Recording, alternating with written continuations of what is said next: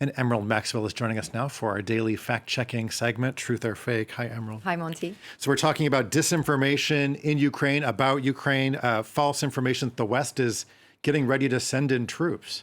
Yes, this springs from documents that have been shared on social media, such as this one that's been shared on Twitter currently. It's a document in Polish that purports to be an order from the Polish General Staff that says that multiple Polish airborne units have been put on high combat readiness near the Ukrainian border in order to secure parts of Western Ukraine.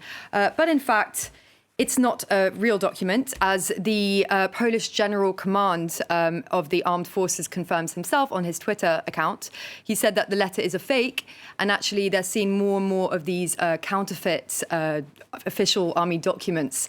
And in the media, he says, and as he's right, because actually this very document crops up in this video, which looks like a BBC News video. But in fact, it's not. It uses the same logo and the same sort of formatting as their online videos, but it's actually, the BBC have denied that it's theirs. They've confirmed that this is not part of their one of their videos. But it has been shared multiple times here by a French person and also in Russian.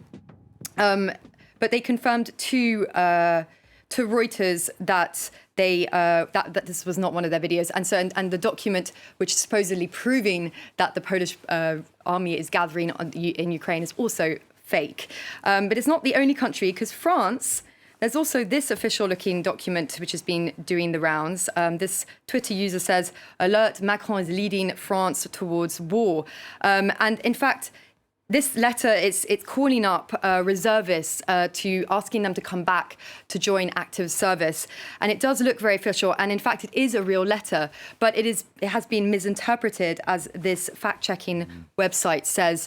It's actually not the first time that the French army have used letters like this. Back in 2015, they did so when they needed an extra 12,000 personnel to fill the ranks, and the current turnover rate in the army is about 30%. So it's really to compensate for that rather than to prepare the country to go to war. Okay, and staying with Ukraine, you're also looking at some cases of mistaken identity. Yes, and in fact, you'll see why when you see these two women, because they do look an awful lot alike, I think. The top left is a Ukrainian refugee who spoke on Russian television about her family's evacuation from Mariupol. And people online then said that she was the Ukrainian sniper, Olena Bilozierska, who's pictured on the top right. She has 10 confirmed kills to her name, so she is quite notorious in the Ukrainian army. But in fact, they are not the same person, as the sniper herself published a denial on Facebook, we can see here. So they're not the same person. But this isn't the first time, it's far from the first time that these cases of mistaken identity have come up. They come up again and again on social media. And here's another one, which was actually shared by the Russian embassy in Latvia. And they say many residents of Latvia are shocked by the boorish manners of some Ukrainian refugees, as well as by the increasingly common Nazi symbols in the public space, including those of the Azov thugs. But this man came forward, the man in the photo, you can see he's got a quite distinctive tattoo on his arm. He came forward on his Facebook and said, well, that is me in the photo, but I am not, needless to say, I'm neither Ukrainian nor a refugee nor a Nazi. And you can see it's clearly the same person.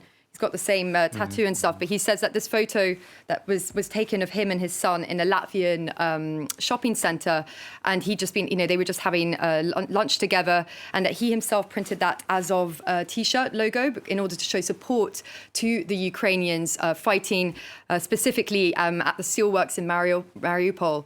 He said it was to show support, but it was not to denote that he himself was part of the Ukrainian forces, nor an Azov Nazi. Okay. Good to sort this stuff out. Okay, Emerald, thanks so much.